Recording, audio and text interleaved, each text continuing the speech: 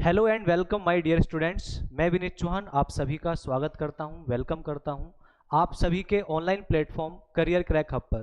कैसे हैं आप सभी? आई होप बढ़िया होंगे, सभी लोग अच्छे होंगे। जो मेरे दोस्त, मेरे साथी एसएससी सीजीएल एमटीएस का एग्ज़ाम देने के लिए जा रहे हैं, तो उनके लिए मैं एक बड़ी बड़ी प्यारी सी क्लास लेकर आया हूं, जहां पे हम लोग अभी हाल ही में जो एसएससी के एग्ज़ाम हुए हैं उनमें जो आपके जनरल साइंस के क्वेश्चंस पूछे गए हैं उन सभी का डिस्कशन आज की क्लास में हम लोग करने वाले हैं। अब ये क्लास आपके लिए महत्वपूर्ण होने वाली है। क्यों? क्योंकि आप सभी को पता है कि यहां से एक आइडिया लग जाएगा कि किस प्रकार के प्रश्न एसएससी साइंस के यहां पे पूछ रहा है। अभी आपका हाल ही में एसएससी सीपीओ का एग्जाम हुआ है, अभी आपका हाल ही में सीएचएसएल का एग्जाम हुआ है, ठीक है। अभी 2023 में आपका एमटीएस का एग्जाम हुआ था, सीजीएल का एग्जाम हुआ था। तो उन सभी के यहाँ पे हम लोग क्वेश्चन डिस्कस करेंगे और उन्हीं से हम एक आइडिया लेंगे कि किस प्रकार के साइंस के क्वेश्चंस हमारे पूछे जा रहे हैं। चलिए अपनी क्लास को हम शुरू करते हैं और आज का हमारा पहला प्रश्न कुछ इस प्रकार से है। और क्वेश्चन क्या कहता है? हमारा पहला प्रश्न कुछ क्या कहता है, देखिए। क्वेश्चन कहता है identify a substance that is not, उसने बोला है नोट, ध्यान सुनना मेरी बात को, that is not an allotrope of carbon, ठीक है। ऐसे पदार्थ की पहचान करें जो कार्बन का अपर रूप नहीं है।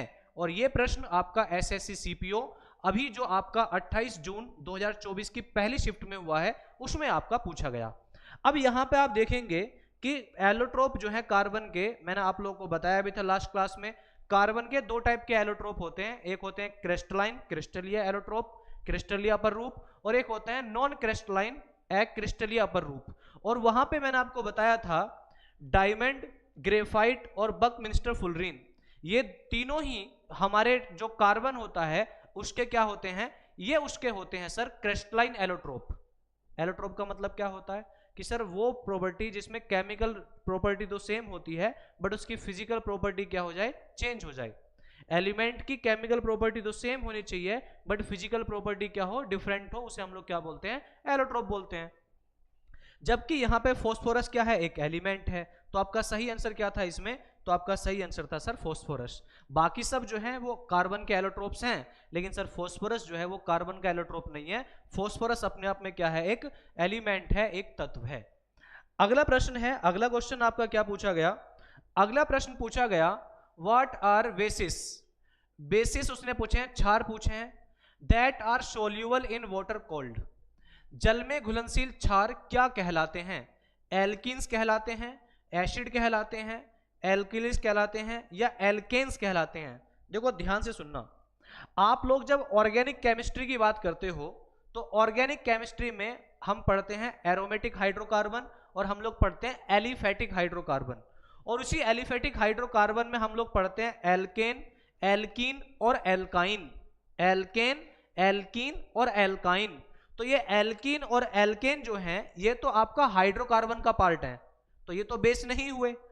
एसिड अपना कोई बेस थोड़ी होता है। तो आपका आंसर क्या हुआ? आपका सी ऑप्शन। कौन सा ऑप्शन हुआ? C option. बात क्लियर? अगला प्रश्न क्या पूछा गया? अगला प्रश्न आपका एसएससी सीपीओ के उसी दिन को आपकी पहली शिफ्ट में पूछा गया, द साइंस ऑफ चार्जेस। अब जैसे आपको पता है कि हमारा जो एटम होता है, परमाणु होता है, उसमें इलेक्ट्रॉन, प्रोटॉन और न्यूट्रॉन, ये तीनों चीजें पाई जाती हैं, तीनों ही चीजें पाई जाती हैं। तो उन तीनों ही चीजों पे क्या होता है, चार्ज होता है, आवेश पाया जाता है। क्या पाया जाता है? चार्ज पाया जाता है, आवेश पाया जाता है। तो उसने पूछा है the science of charge of electron, proton और न्यूट्रॉन, ठीक है। आपसे पूछा गया है कि इलेक्ट्रॉन, प्रोटॉन और न्यूट्रॉन के आवेशों के चिन्ह क्रम से क्या है। तो आपको ऑर्डर में बताना है, पहले इलेक्ट्रॉन का, फिर प्रोटॉन का और फिर न्यूट्रॉन का। तो मेरे साथियों, आप लोगों को पता होगा कि जो इलेक्ट्रॉन होता है उस पर चार्ज होता है निगेटिव चार्ज। कैसा चार्ज होता है? निगेटिव। कितना निगेटिव सर? -1.6 इंटू 10 की पावर -19 कूलाम। और चार्ज की यूनिट क्या होती है? कूलाम होती है। वहीं आप याद रखोगे प्रोटॉन पे चार्ज कितना होता है? तो प्रोटॉन पे चार्ज होता है पॉजिटिव, और उतना ही पॉजिटिव होता है जितना इलेक्ट्रॉन पे निगेटिव होता है, प्लस 1.6 इंटू 10 की पावर -19 कूलाम। और वहीं पे मेरे साथियों याद रखो न्यूट्रॉन पे चार्ज कितना होता है? 0। मतलब न्यूट्रॉन कैसा होता है हमारा? न्यूट्रल होता है, उदासीन होता है। तो यहां पे आपका आंसर क्या होगा? निगेटिव, निगेटिव पहले ऑप्शन में है, लेकिन न्यूट्रल जो प्रोटॉन जो न्यूट्रल थोड़ी होता है, पहला ऑप्शन तो हो ही नहीं सकता। निगेटिव, पॉजिटिव एंड न्यूट्रल, कौन सा ऑप्शन है? B option. कौन सा ऑप्शन? B option. बात क्लियर? बात समझ में आ रही है तो वीडियो को लाइक करो, चैनल को सब्सक्राइब करो और शेयर करो जल्दी से। और बताइए अगले प्रश्न का सही आंसर क्या होगा। अगला प्रश्न पूछा गया, identify the device used to change the resistance in an electrical circuit. एक इलेक्ट्रिक सर्किट में प्रतिरोध को बदलने के लिए उपयोग की गई डिवाइस की पहचान करें। यह आपका 27/6/2024 थर्ड शिफ्ट को आपका पूछा गया और यहां पे दिया गया एमीटर। देखिए एमीटर की अगर हम बात करते हैं मेरे साथियों, एमीटर का उपयोग होता है करंट को मेजर करने के लिए। जो करंट होती है, वैद्युत धारा होती है, करंट वैद्युत धारा होती है, उसको मापने के लिए यूज करते हैं एमीटर का। जो रियोस्टेट होता है ना, इसी का यूज होता है जो आपका सर्किट है उसके अंदर रेजिस्टेंस को बदलने के लिए। तो यहां पे आपका सही आंसर क्या था? रेजिस्टेंस। कंडक्टर क्या होता है? चालक क्या होता है? सर जिसमें इलेक्ट्रिसिटी आसानी से आपकी चल सके उसी को हम लोग क्या बोलते हैं? कंडक्टर। जिसमें पास की जा सके, जहां पे करंट आसानी से पास हो जाए उसी को हम लोग क्या बोलते हैं? कंडक्टर बोलते हैं, चालक बोलते हैं। इसी के साथ साथ वोल्ट मीटर का उपयोग कहां करते हैं? तो वोल्ट मीटर का उपयोग करते हैं वोल्टेज मेजर करने के लिए। किसको? वोल्टेज मापने के लिए। जो इलेक्ट्रिक पोटेंशियल डिफरेंस होता है, विभवांतर होता है, उसको मापने के लिए यूज करते हैं किसका? वोल्ट मीटर का। तो यहां पे इस प्रश्न का सही आंसर क्या था हमारा? बी ऑप्शन आपका करेक्ट आंसर सही था। अगला प्रश्न है, which of the following force can only applied when an contact with an object. निम्नलिखित में से कौन सा बल केवल तभी लगाया जा सकता है जब वह किसी वस्तु के संपर्क में हो। देखो मेरी बात ध्यान से सुनना, आप लोग अच्छे तरीके से सुनना। जैसे ये मान लेते हैं ये फ्लोर है, ठीक है, ये फर्श है और फर्श पे कोई ऑब्जेक्ट रखा हुआ है, फर्श पर कोई ऑब्जेक्ट रखा हुआ है। तो फर्श और ऑब्जेक्ट इन दोनों की लेयर एक दूसरे के कांटेक्ट में है या नहीं है? तो आप कहेंगे सर हैं। और जब आप इस ऑब्जेक्ट को धक्का देंगे तो इस ऑब्जेक्ट को धक्का देने के बाद जब आप इसको धक्का दे रहे होंगे तो वो जो दोनों सरफेस है उनका जो कांटेक्ट है उनके बीच में वहां पे एक फोर्स काम कर रहा होगा और उस फोर्स को हम लोग क्या बोलते हैं? फ्रिक्शन बोलते हैं, घर्षण बोलते हैं। तो यहां पे आपका आंसर क्या हो जाएगा? Frictional force. दो सरफेस के कांटेक्ट में आने पे जो फोर्स काम करता है उसको हम लोग क्या बोलते हैं? फ्रिक्शनल फोर्स बोलते हैं। जबकि ग्रेविटेशनल फोर्स का मतलब क्या होता है? आप लोगों ने पढ़ा होगा कि दो ऑब्जेक्ट हैं, दो वस्तुएं हैं जो एक दूसरे से r दूरी पर रखी हुई हैं, कुछ दूरी पर रखी हुई हैं। तो आपको पता है कि जब दो ऑब्जेक्ट कुछ दूरी पर रखे होते हैं तो वो एक दूसरे को अट्रैक्ट करते हैं, एक दूसरे को आकर्षित करते हैं। और वो जो एक दूसरे को अट्रैक्ट कर रहे हैं, आकर्षित कर रहे हैं, वो किस वजह से कर पा रहे हैं? क्योंकि उनके बीच में एक फोर्स लग रहा है जिसका नाम क्या है? Gravitational force. ठीक है, तो याद रखेंगे ग्रेविटेशनल फोर्स दूर से लगेगा और दो ऑब्जेक्ट के बीच में हमेशा अट्रैक्टिव ही होगा, रिपल्सिव कभी नहीं होगा। बात क्लियर? वहीं इलेक्ट्रोस्टैटिक फोर्स क्या होता है? दो चार्जों के बीच में लगने वाला फोर्स, दो पॉइंट चार्ज जो होते हैं उनके बीच में लगने वाला जो फोर्स होता है उसे हम कहते हैं इलेक्ट्रोस्टैटिक फोर्स। ये भी कॉन्टैक्ट फोर्स नहीं है, ये रिपल्सिव भी हो सकता है, अट्रैक्टिव भी हो सकता है। बात क्लियर? वहीं यहां पे मैग्नेटिक सब्सटेंस आएगा और वो अपना वहां पे कहीं किसी जगह पे इफेक्ट दिखाएगा, उसके द्वारा लगने वाला जो फोर्स होगा उसको हम क्या बोलेंगे? Magnetic force.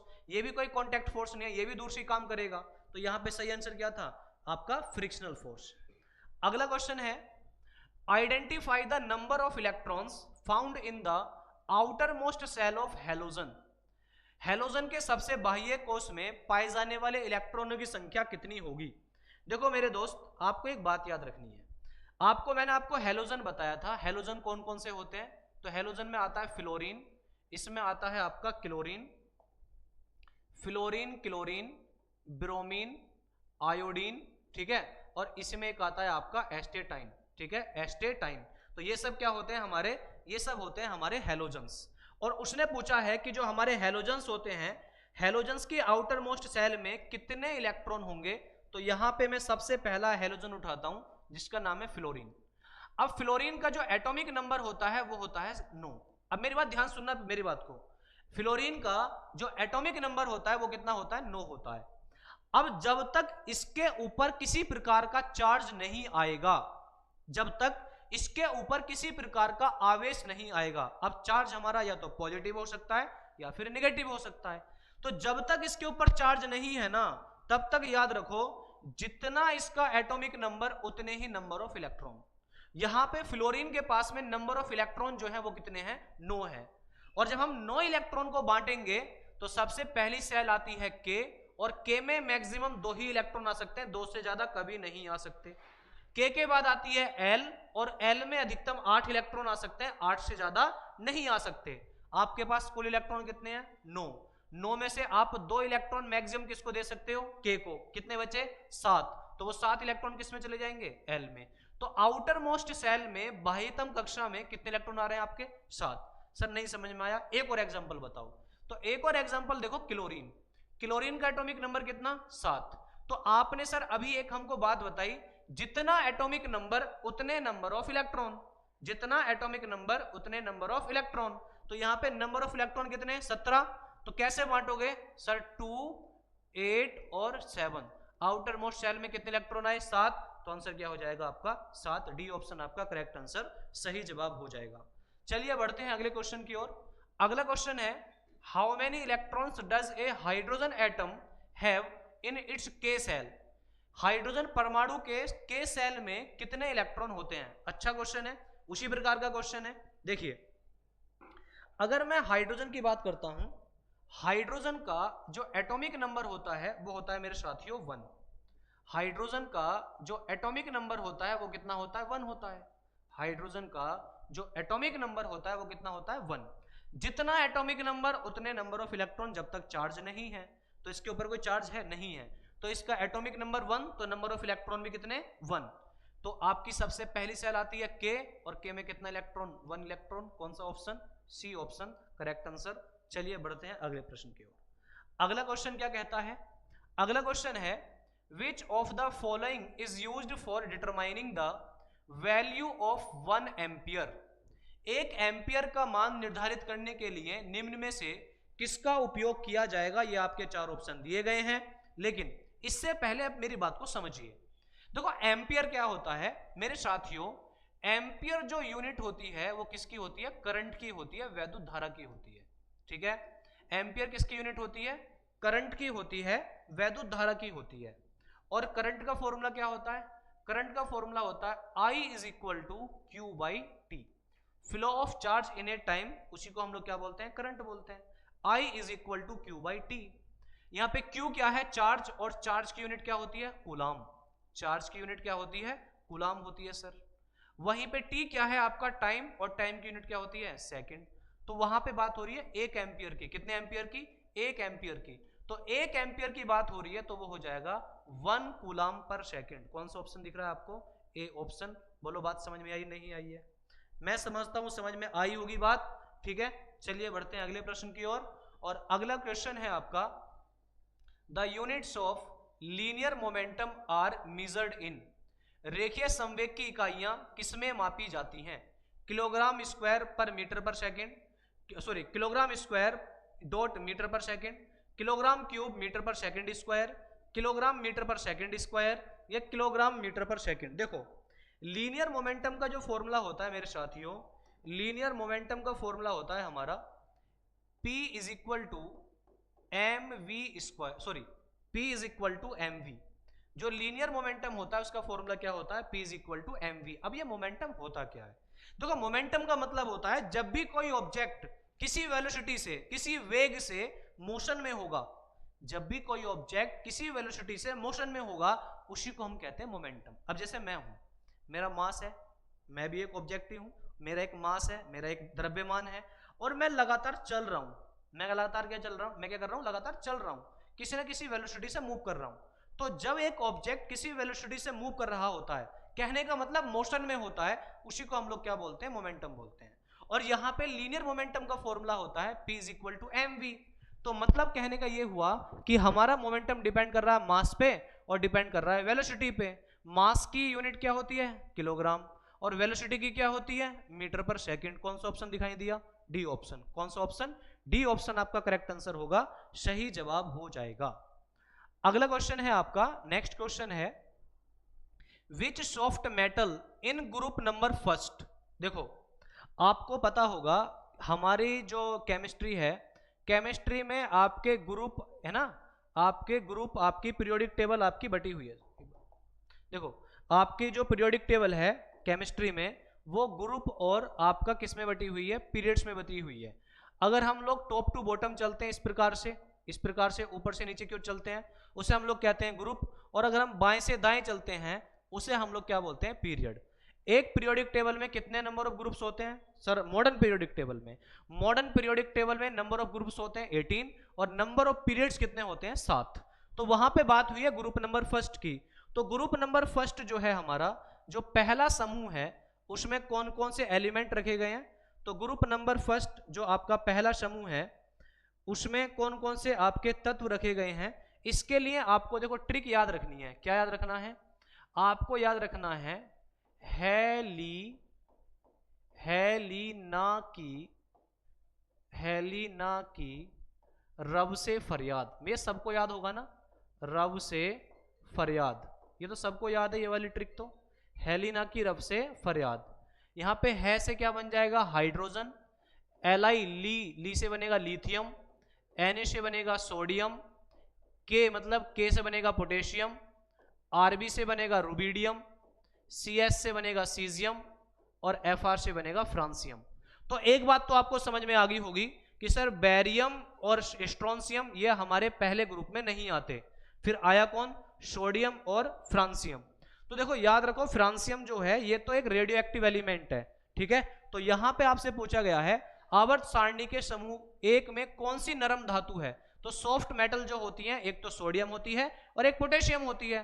पोटेशियम ऑप्शन में है नहीं, तो क्या आंसर हुआ फिर आपका, सोडियम। बी ऑप्शन आपका करेक्ट आंसर, सही जवाब हो जाएगा। बढ़ते हैं अगले प्रश्न की ओर, और अगला क्वेश्चन है which the among the given options which one cause an echo. दिए गए विकल्पों में कौन सा पृथ्वी ध्वनि उत्पन्न करता है? देखो इको क्या होता है, मैं यहां बोल रहा हूं और मैं यहां जब बोल रहा हूं तो मेरी जो आवाज है वो किसी ना किसी सरफेस से टकरा रही होगी और टकराने के बाद में वापस आ रही होगी। तो इसी फिनोमिना को हम लोग क्या बोलते हैं, इसको हम बोलते हैं रिफ्लेक्शन। क्या बोलते हैं, रिफ्लेक्शन। अब आप सोचो, आप एक पहाड़ के ऊपर खड़े हुए हो और पहाड़ पे आपने कोई नाम चिल्लाया, तो वो क्या होता है, कुछ टाइम बाद ऐसा लगता है कि वो नाम बार बार दोहरा रहा है, रिपीट हो रहा है। क्यों? क्योंकि पहाड़ की जो सरफेस है वहां से आपकी साउंड का क्या हो रहा होगा, रिफ्लेक्शन हो रहा होगा, परावर्तन हो रहा होगा। तो जो इको प्रोड्यूस होती है वो किसकी वजह से होती है, due to the reflection of sound, ठीक है। तो यहां पे अगर हम बात करें, ऑप्शन देखें, व्हेन साउंड इज रिफ्लेक्टेड, तो पहला ही ऑप्शन आपका करेक्ट हो गया, ठीक है। जो इको या रिवर्बरेशन जो प्रोड्यूस होता है वो किसकी वजह से होता है, due to the reflection of sound.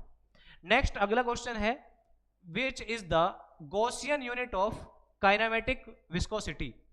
गतिज श्यानता की गॉसियन इकाई कौन सी होती है? पहला ऑप्शन दिया गया एम्पियर, करंट की होती है, तो बार बार आपको बताया मैंने, एम्पियर किसकी होती है, करंट की। जूल किसकी होती है, हीट की, आपका एनर्जी की, आपका वर्क की। स्टोक्स किसकी होती है, तो यही होती है काइनेमेटिक, आपकी जो विस्कोसिटी होती है उसी की यूनिट, ठीक है। विस्कोसिटी का मतलब क्या होता है, चिपचिपापन, श्यानता। जैसे आप पानी और आप जो शहद होता है इसमें कंपैरिजन करो, तो पानी में कम चिपचिपापन होता है, लेकिन शहद में आप देखोगे तो शहद में चिपचिपापन ज्यादा होता है, तो वो ज्यादा विस्कस होता है। विस्कोसिटी का मतलब होता है चिपचिपाहट, ऐसे याद रखो आसान भाषा में, ठीक है। तो और हम बात करते हैं डार्सी की, तो डार्सी जो है ये आपकी यूनिट होती है परमिटिविटी की। बात क्लियर किसकी, परमिटिविटी की। नेक्स्ट आपका अगला है which a chemical element with atomic number 35 has a dark reddish brown liquid, ध्यान देना, liquid with a burning pungent odour. परमाणु संख्या 35 वाले किस तत्व में गहरे लाल भूरे रंग का तरल होता है जिसके जलन जैसी तीखी गंध आती है?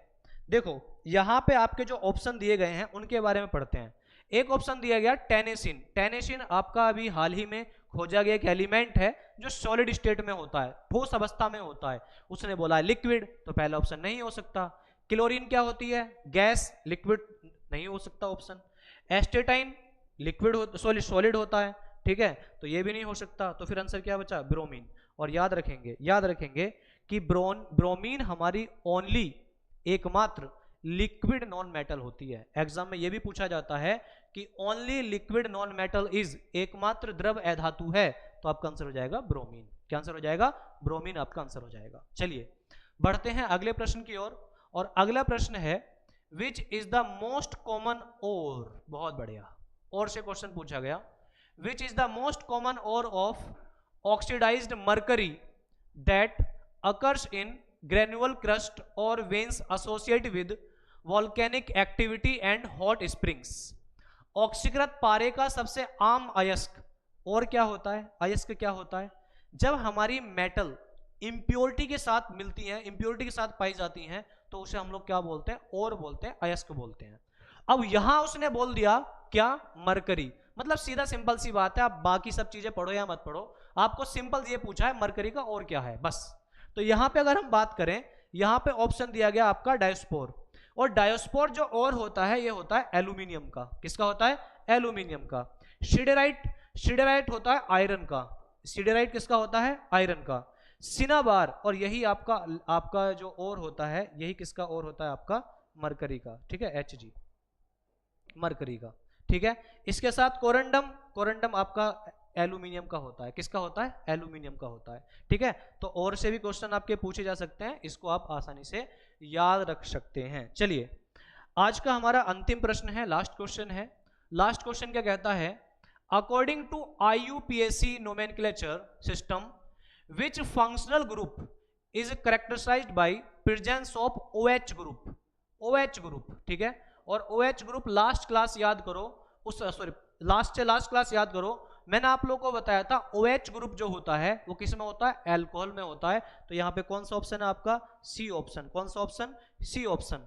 कार्बोनिल ग्रुप का मतलब क्या होता है? कार्बोनिल ग्रुप होता है आपका जब यहाँ पे कोई आपका यहाँ पे ग्रुप आया, यहाँ पे जब कार्बन डबल बॉन्ड ऑक्सीजन और फिर यहाँ पे कोई आपका एक ग्रुप आया, इस प्रकार का ग्रुप जो होगा उसको हम कहते हैं कार्बोनिल ग्रुप। इसमें एल्डिहाइड, कीटोन ये सब आपके आते हैं। ठीक है, एमीन्स में जब आपका यहाँ पे इस प्रकार से NH2 जुड़ा हो या नाइट्रोजन आपका जुड़ा हो, ठीक है, NH2 इस प्रकार से जुड़ा हो, और एस्टर्स का मतलब होता है RC डबल बॉन्ड OR, इस प्रकार से हो तो इसको हम लोग क्या बोलते हैं? एस्टर। ठीक है, तो ये थे आज के हमारे 15 क्वेश्चंस जो आपके अभी हाल फिलहाल के जो साइंस के हाल फिलहाल में जो भी एग्जाम हुए हैं साइंस के पार्ट में आपके पूछे गए हैं।